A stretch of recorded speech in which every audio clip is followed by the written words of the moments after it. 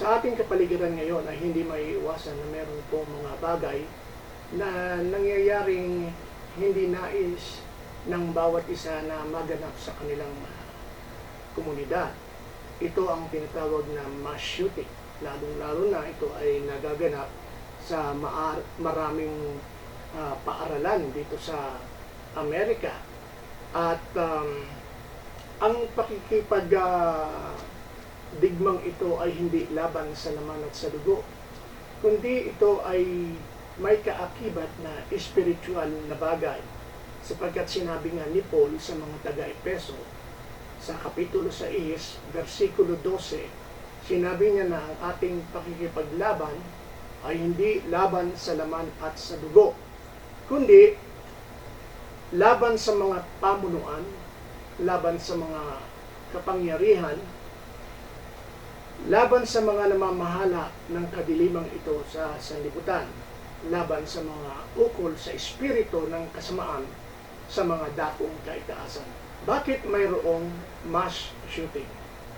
Bawat sosyedad ay mayroong masasamang tao. Ngunit ngayon ay may mga taong may pagnanais na pumatay ng kanilang kapwa-tao na mas nakakarami sa abot kaya nilang mapatay. Walang ganyang pangyayari 50 to 60 years ago. Bakit nangyayari ito sa ating kapanahonan? Maaaring maraming kadahilanan sa likod ng mga nagaganap na mass shooting. Ngunit balikan natin at alamin ang mga malalaking kaganapan na nagbago in the last 50 to 60 years. Prayer was removed from schools. Kaya ang ating mga estudyante ngayon ay nagkakaroon sila ng mga kaalamanan, they are being educated, pero wala naman silang pagkakaroon ng kaalaman patungkol sa dakilang lumikha. Ang Biblia ay inalis sa mga paaralan, ipinagbabawal, lalong-lalo na dito sa Amerika, maging ang pananalangin. Kaya ang mga ngaral o mag-aaral ay nagkakaroon ng mga kaalaman nga patungkol sa mga academic learning o sa mga bagay na dapat nilang malaman at matutunan, but without learning the principles of right and wrong revealed by their Creator. Hindi mo nga maintindihan ang lipunan sa bansang Amerika. Kinik out nila ang Diyos sa paaralan, pero welcome siya sa mga presohan. Pwedeng mag-Bible study sa mga prisons, sa jail. Pwede kayong pumunta doon, mag-ministeryo. Pero sa eskwelahan, sa mga paaralan, bawal ang Biblia at bawal dumalangin. Sa paaralan, ang itinuturo ay ang evolution and humanism. Kaya ang mga bata ay namumulat sa katuruan na they evolved from animals. So they conclude that life is all an accident having no meaning. There is no absolute standard of right and wrong, no eternal consequences for their conduct, and they are accountable to no one higher than themselves. Sa telebisyon, sa mga sinihan, ang mga motion pictures entertainment ay punong-puno ng karahasan, barilan, patayan, rape scene. Ang mga computer games at ang internet ay nagtuturo ng kaparaanan to shoot and kill others in virtual world. Pagkatapos, magtatakat pa tayo kung bakit may mga kabataan na namamaril ng tao in the real world. Encouraged by the women's liberation movement and our welfare system, couples live together without marriage. Tapos, yung mismong batas na umiiral sa lipunan ay nagpapahintulot at no fault divorce law at pinapayagan ang pamilya to break up. So children no longer have a father and mother who love them enough to keep the home together and train the children to know right from wrong and respect authority. Ang kasal ay hindi na ngayon pinagpapahalagahan and is no longer viewed as a lifetime commitment between one man and one woman. Young people see marriage as a selfish relationship for self-gratification. So they do not learn the responsibility and self-sacrifice of a lifetime commitment to love and care for another individual. 50 to 60 years ago, ang mga kababaihan ay inirerespeto, pinagpapahalagan at binibigyan ng proteksyon. Sa ating kapanahunan ngayon, pornography on the internet and electronic media bombard people with sexual stimulation, leading young men to view women as simply objects to be used selfishly and then discarded. Abortion and euthanasia lead people to believe that human life can be cast aside for our convenience. Kaya yung mga young people, lumalaki sila at nagkakaisip na walang pagrespeto sa buhay ng tao. Kung sila ay nabubuntis, mga unwanted pregnancy, ito ay kanilang ipinalalaglag. May mga relihiyon pa nga dyan na nagtuturo mismo sa kanilang follower that mass murder of other people is not only justified in the name of God, but will actually lead to eternal life. Maraming simbahan at mga ngaral na nagkulang sa pagtuturo na dapat ang responsibilidad ng isang tao to submit to their Creator. Kaya ang mga young people, they grow up without learning the responsibility to obey God, live morally decent lives, and sacrifice for the good of God and other people. And many in the fields of psychology and medicine convince people they are not responsible for their conduct if they mistreat others. They are simply sick and it's not their fault. So they are prescribed with pills with no moral guidance and no accountability. Ang mga politicians naman, they always said separation of church and state or separation of religion and state. Sapagkat layunin nila na alisin ang Diyos at mga kautusan ng Diyos out of public life in complete disregard for all the Bible teaches and all that our founding fathers ever intended. And those who get punished are those who would speak up for God and His Word. Kaya walang absolute moral standard. Kaya sa ating panahon ngayon, kapag ikaw ay nangusap ng moral standard, ay makakasuhan ka pa. Lalong-lalo na may mga batas na umiiral para sa mga LGBT at kung ito ay iyong gagamitin ang moral laws of God, hindi nila ito matatanggap at ikaw ay makakasuhan.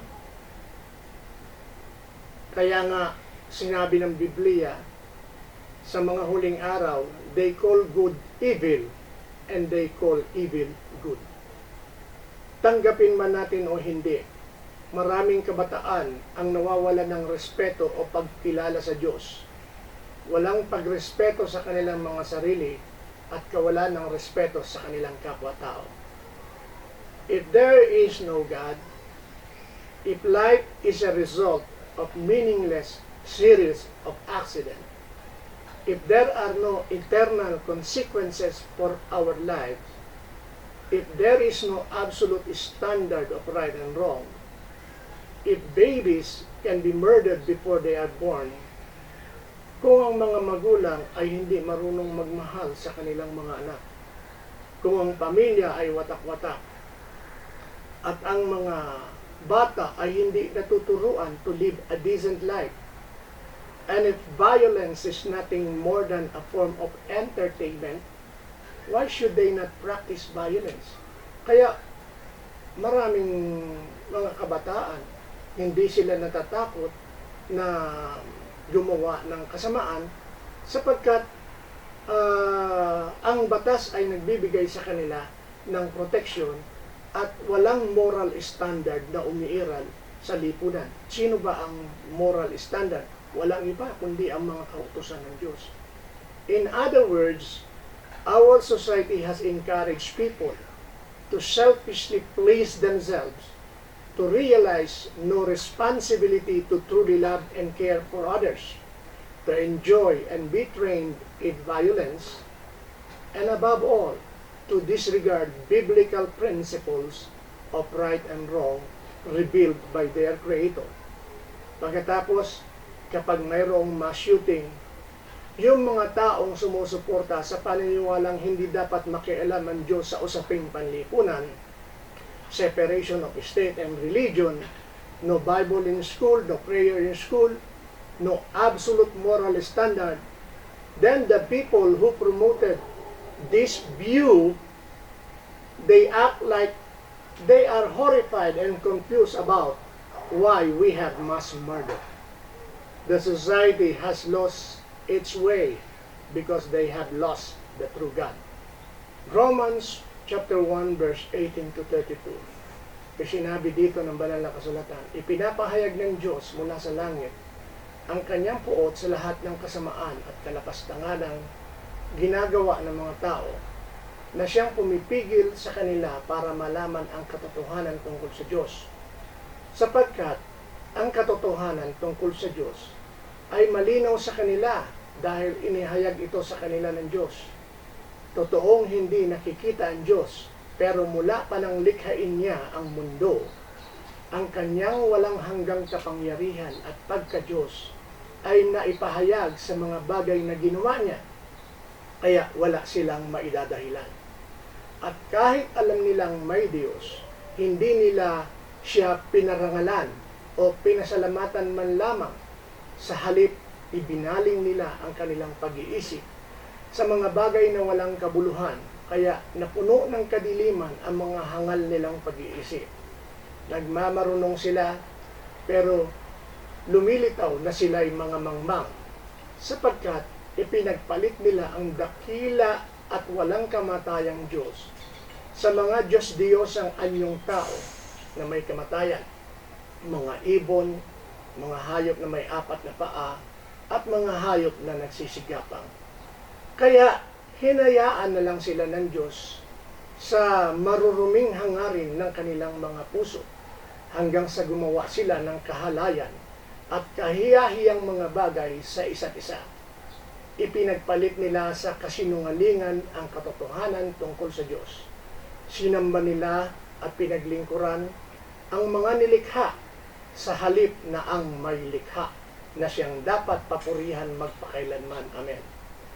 Dahil ayaw nilang kilalanin ang Diyos, hinayaan na lang sila ng Diyos na gawin ang kanilang malalaswang pagnanasa. Ipinagpalit ng mga babae ang kanilang natural na pakikipagrelasyon nila sa lalaki sa pamamagitan ng pakikipagrelasyon sa kapwa babae. Ganon din ang mga lalaki. Pinalikuran nila ang natural na pakikipagrelasyon sa babae at sa halip ay pinagnasaan ang kapwa lalaki. Kahiya-hiya ang ginagawa nila sa isa't isa. Dahil dito, pinarusahan sila ng Diyos ng nararapat sa kanila. At dahil sa ayaw talaga nilang kilalanin ng Diyos, hinayaan niya sila sa kanilang kaisipang hindi makapili ng tama. Kaya, ginagawa nila ang mga bagay na hindi nararapat.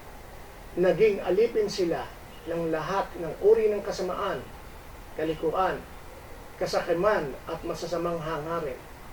Sila'y mainggitin, mamamatay tao, mapanggulo, mandaraya, at laging nag-iisip ng masama sa kanilang kapwa. Sila'y mga chismoso-chismosa at mapanirang puri. Napopoot sila sa Diyos, mga walang galang at mapagmataas.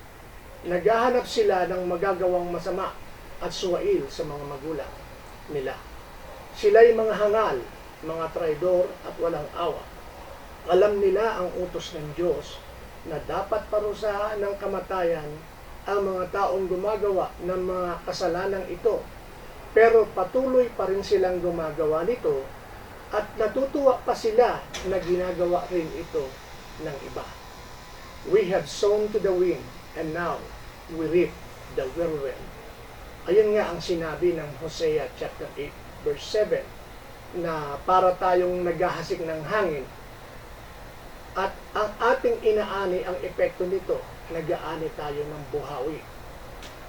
The question for you and me is this: will we accept and follow the way of the world, or will we refuse to conform to this world and be transformed by the renewing of our minds, that we may prove what is good and acceptable will of God? Will you recognize your Creator? Will you accept responsibility to obey His word? Will you give your life to His service? Salamat po.